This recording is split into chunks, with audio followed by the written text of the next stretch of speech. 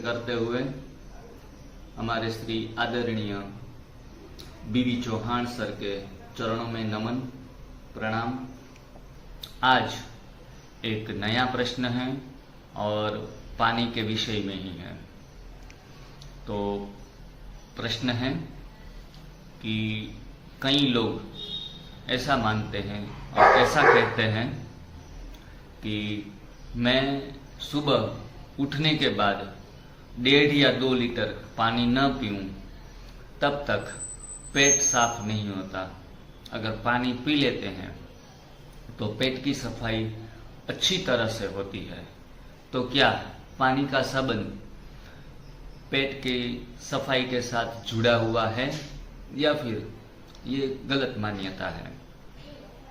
इस प्रश्न का समाधान करते हुए आपके सामने उत्तर रखते हैं कि पानी से सफाई होने की मान्यता बिल्कुल ही भ्रामक है।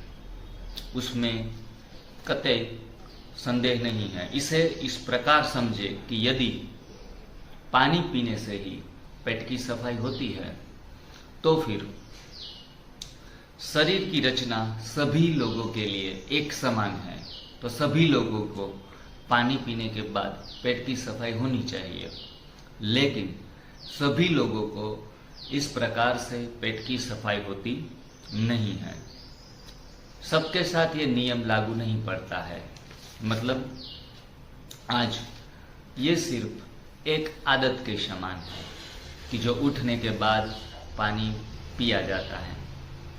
और कई लोगों को ऐसे मानसिक रीति से रहता है कि सिगारेट पीने के बाद ही पेट की सफाई होती है, तंबाकू का सेवन करने के बाद ही पेट की सफाई होती है, चाय अगर ना पिए तो पेट साफ नहीं आता। तो ऐसी आदतों से वो घिरे हुए होते हैं। तो लेकिन न्यूज़पेपर पढ़ने के बाद ही किसी को तो प्रेशर आता है। तो ये भ्रामक मान्यताएं, हमारी मेंटालिटी ऐसी चीज़ों से जुड़ जाती है और हम ये समझने लगते हैं कि ये बातें होंगी तो ही हमें सुबह पेट की सफाई अच्छी तरह से होगी। दूसरी बात आपके सामने रखते हुए, जिसे सुबह में पानी पीने के पश्चात ही पेट की सफाई का कार्य होता है, उसे जो सफाई पानी पीने के बाद ही होती है तो दोपहर को भी होनी चाहिए। रात्रि के समय भी पानी पीने के बाद प्रेशर आना चाहिए। यूं तो दिन में हम कई बार पानी पीते हैं, ज़्यादा कम, लेकिन उसी समय वो प्रेशर क्रिएट होता नहीं है।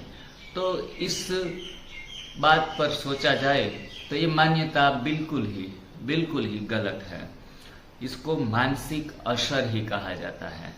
तीसरी बात, शरीर रचना के आधार से हम कह सकते हैं कि शरीर में ऐसी कोई व्यवस्था नहीं है कि मुंह से पानी डाला और सीधा पाइपलाइन द्वारा दूसरे छोर के मल के साथ बाहर निकले।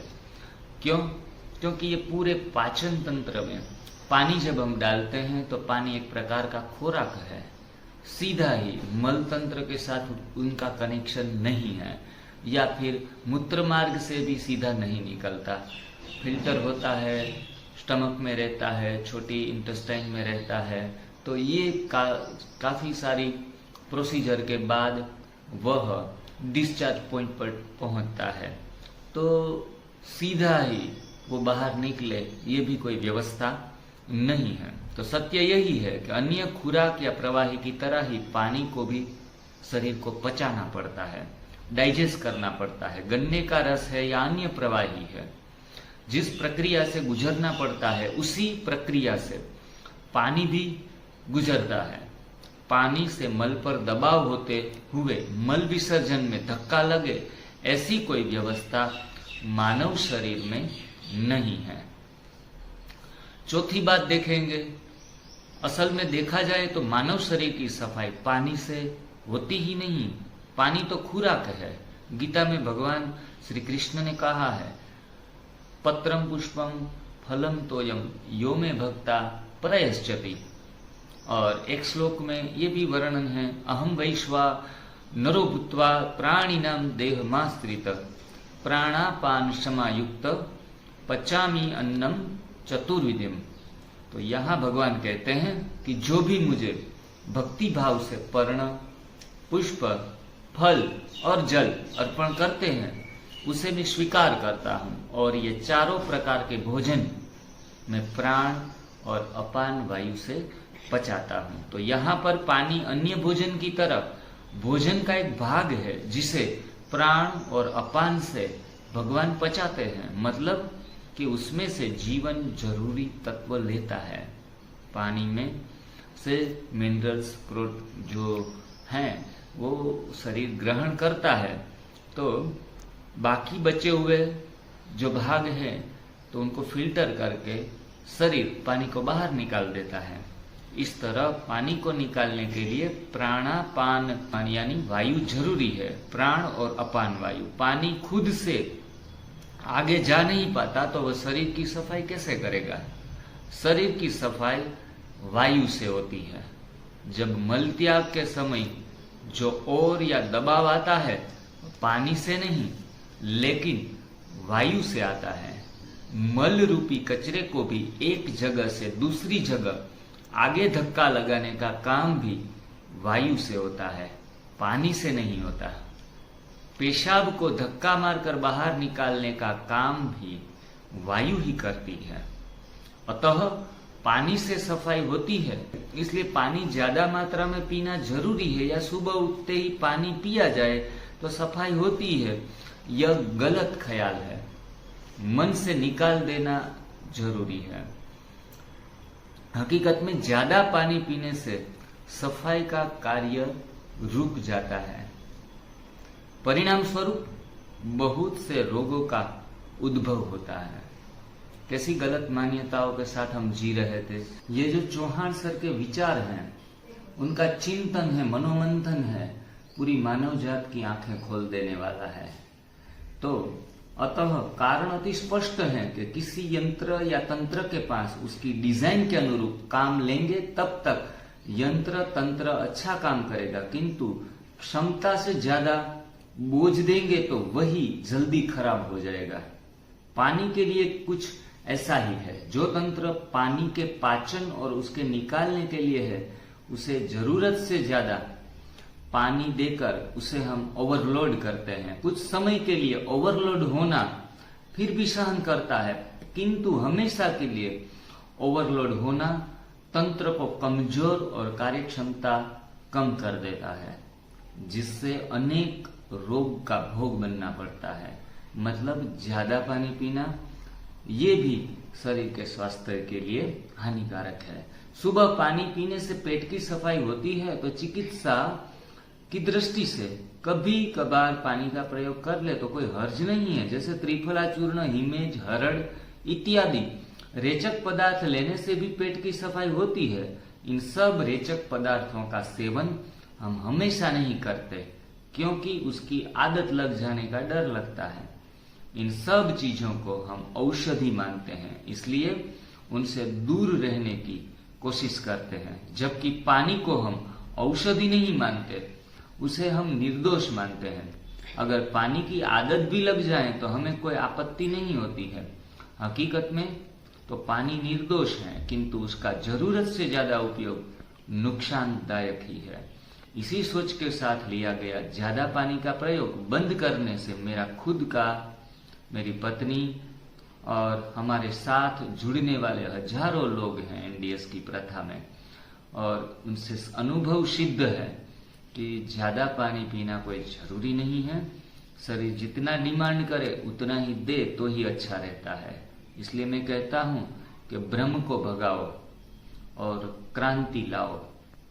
आप लोग भी मेरी इस बात को आंखें मूंद कर मत मानो, किंतु अपनी विवेक बुद्धि से एक बार इसका प्रयोग करके देखो। प्रयोग करने के पश्चात ही आपको परिणाम दिखाई देगा।